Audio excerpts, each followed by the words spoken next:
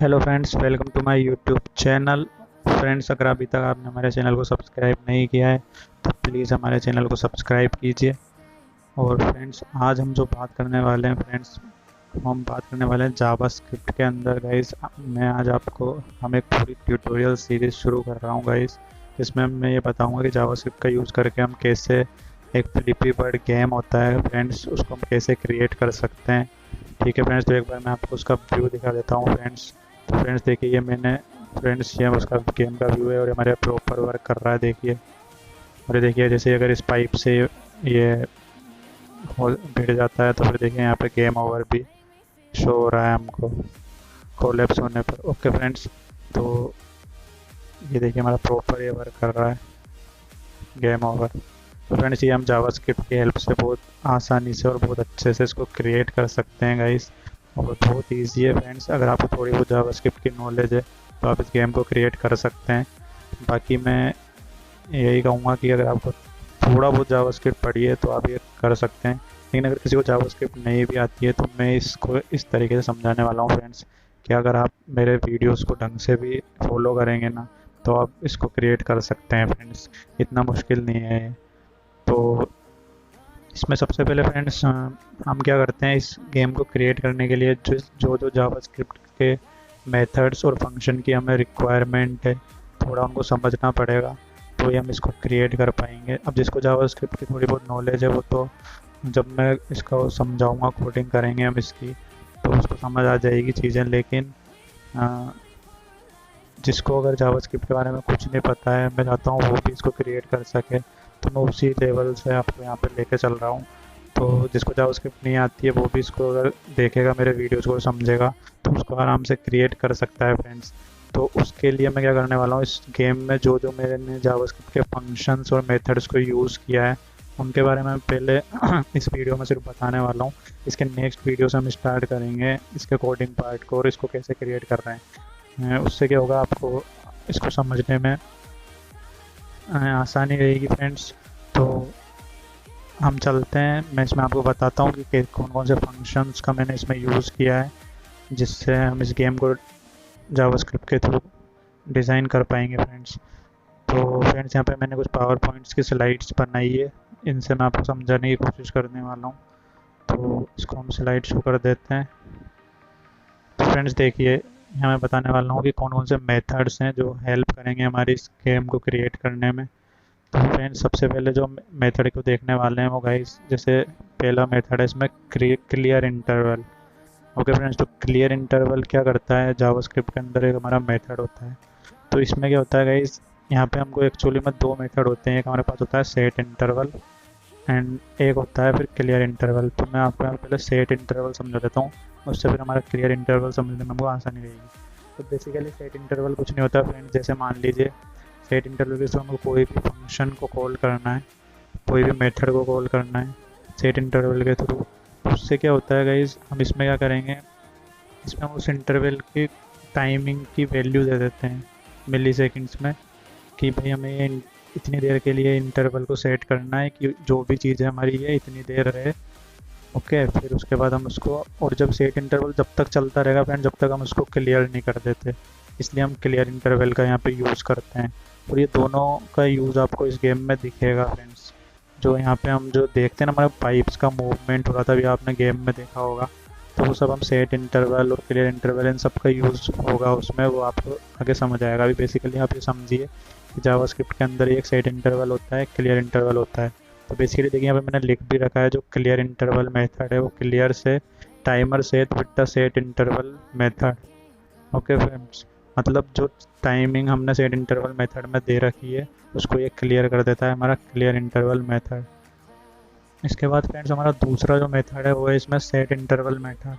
तो basically set interval methods क्या करता है, फंक्शन को कॉल करता है, जब तक कॉल करता है गाइस, जब तक हमने कोई इसमें एक्सप्रेशन और स्पेसिफाइड इंटरवल दे रखा है तो वो चलता रहेगा। और जब ये कब एंड होगा फ्रेंड, जब हमारा क्लियर इंटरवल को हम कॉल कर लेंगे तो वो विंडो वहाँ पे से क्लोज हो जाएगी। तो ये बात मैंने यहाँ पे लिख रखी है फ्रेंड्स।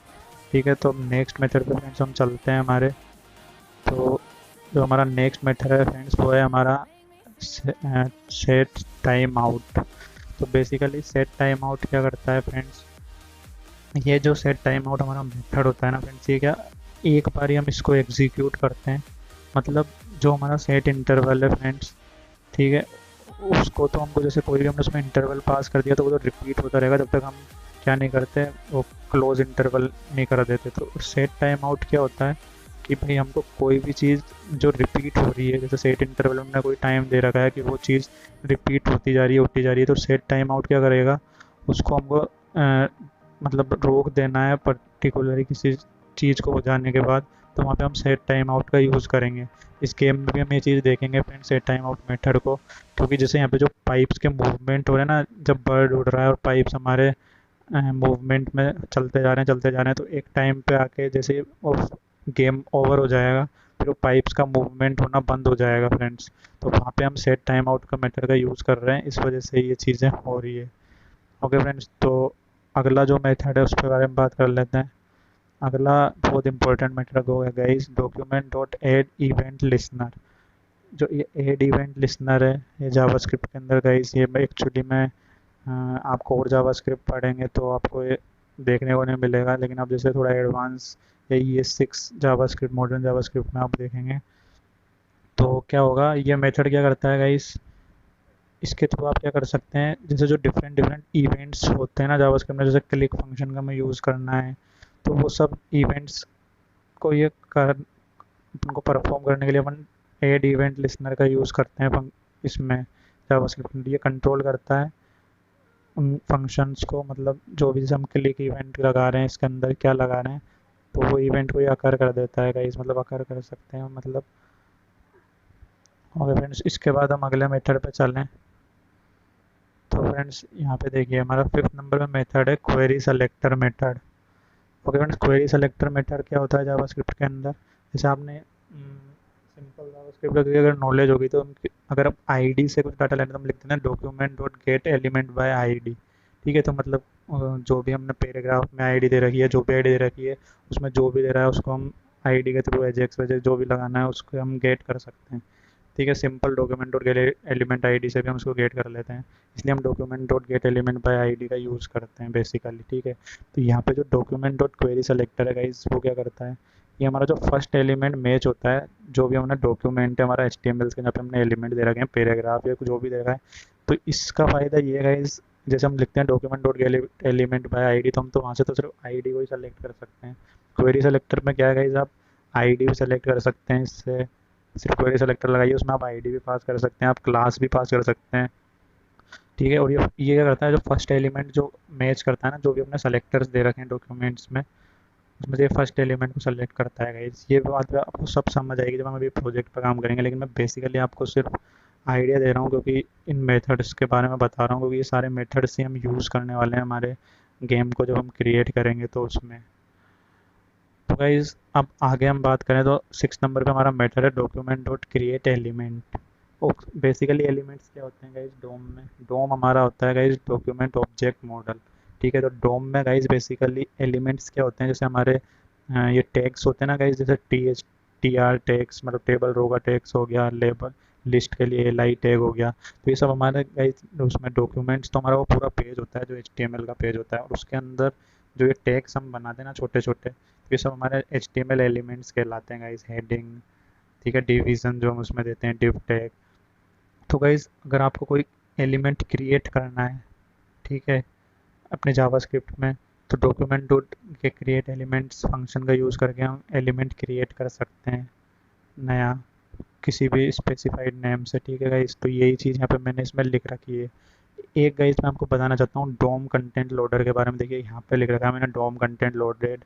इसका मीन क्या होता है गाइस, बेसिकली इसको हम पास कर सकते हैं अपने जो इवेंट लिसनर फंक्शन अभी हमने पढ़ा था guys, document dot add event listener, मतलब जो भी हम कोई एड इवेंट लिसनर क्या होता है, बेसिकली हम जो भी इवेंट उस पर परफॉर्म करने वाले हैं, मतलब क्लिक किया जो भी, तो क्लिक की जगह या कुछ और की जगह हम ये भी डोम कंटेंट लोडेड एक होता है, इसको हम यूज़ कर लेंगे।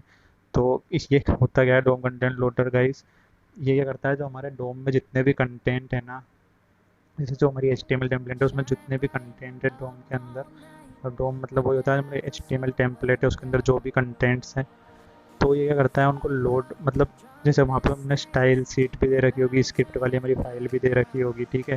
तो यहाँ से CSS को उठाइए आप, यहाँ से जावास्क्रिप्ट की फाइल्स को उठाइए। तो उनकी फिनिश मतलब उनकी लोडिंग फिनिश होने से पहले गाइस ये कर देता है, हमारे कंटेंट को लोड कर देता है, मतलब उनका वेट नहीं करता है। इसलिए हम यहाँ पे डोम कंटेंट लोडेड को भी उसमें लिख देते हैं एड इवेंट लिसनर फंक्शन में गाइस, ठीक है गाइस। उसके बाद हम आगे बढ़ें तो फ्रेंड्स अगला मेथड है अपेंड चाइल्ड। तो बेसिकली अपेंड चाइल्ड मेथड क्या करता है गाइस, कोई भी हमारा जो नोड होता है गाइस उसमें अगर एक कोई अपन को चाइल्ड ऐड करना है तो हम अपेंड चाइल्ड का यूज़ करते हैं। मतलब कि जैसे मान लीजिए मैंने क्रिएट एलिमेंट क्रिएट कर लिया पहले इस फंक्शन का डॉक्यूमेंट डॉट क्रिएट एलिमेंट। उसके बाद जैसे मान लीजिए मैंने TH इसमें पास करके हेडिंग्स का वो क्रिएट कर लिया, अब उसके अंदर मेरे को टेबल रोज चाहिए, ठीक है। तो मैं क्या करूँगा, अपेंड चाइल्ड का यूज़ कर सकता हूँ वहाँ पे, ठीक है। उसके अंदर मुझे क्या क्या चाहिए, तो गाइस इसलिए हम अपेंड चाइल्ड का यूज़ करते हैं यहाँ पे। तो गाइस जो जो फंक्शन मैं यहाँ बताने वाला हूँ, एक एक फंक्शन हम बेसिकली देखने वाले हैं हमारे प्रोजेक्ट में। तो अभी भी अगर आपको मेरी बातों से समझ नहीं आ रही है कुछ चीज़ें, तो वहाँ पे जब हम करेंगे तब भी मैं समझाऊँगा, लेकिन बेसिकली मैं एक ओवरव्यू दे रहा हूँ ताकि आपको आगे चीज़ें क्लियर रहे कि भाई हम ये क्यों यूज़ कर रहे हैं, ये क्यों यूज़ कर रहे हैं और इनका क्या मतलब होता है बेसिकली। तो एक हम इसमें देखने वाले हैं इस रिमूव चाइल्ड फंक्शन। तो बेसिकली जो हमने अपेंड चाइल्ड फंक्शन ऐड करता है रिमूव चाइल्ड फंक्शन, उसको हमको रिमूव करने के लिए यूज़ करते हैं गाइस। एक इसमें हमने यूज़ किया है एरो फंक्शन का, और ये आपको ES6 जावास्क्रिप्ट जो उसका जो मॉडिफाइड वर्जन है उसमें आपको देखने का मिलेगा गाइस। तो ये एरो फंक्शन गाइस क्या करता है एक्चुअली में, मतलब हमको क्या करना है, जैसे मान लीजिए विदाउट मतलब जैसे इसके अगर हम डेफिनेशन की बात करें तो क्या लिख रहा है, arrow function allow us to use the arrow operator to quickly define JavaScript functions. मतलब जावास्क्रिप्ट के जो अंदर फंक्शंस होते हैं गाइस उनको हमको क्विकली डिफाइन करना है, तो हम एरो फंक्शन का यूज़ कर सकते हैं, ओके। और इस चाहे पैरामीटर्स का थ्रू करो या विदाउट पैरामीटर्स के थ्रू करो, ठीक है। We are able to omit curly braces and the function and return keywords when creating a new JavaScript function to write shorter function syntax। तो गाइस हमको shorter function के मतलब shorter syntax होते हैं इसके, ठीक है। कीवर्ड्स सब शॉर्ट होते हैं ताकि हम इसको यूज़ कर सकें गाइस, और जिसमें हम ये हमारा टाइम तो बच जाता ही है, साथ ही साथ गाइस इसका जो कोड होता है वो क्लीन होता है और हमको रीडेबल होते हैं इसके फंक्शंस हमको रीड करने में, ओके गाइस। तो एक बार मैं गाइस आपको एरो फंक्शन का एक एग्जांपल दिखा देता हूँ यहाँ पे।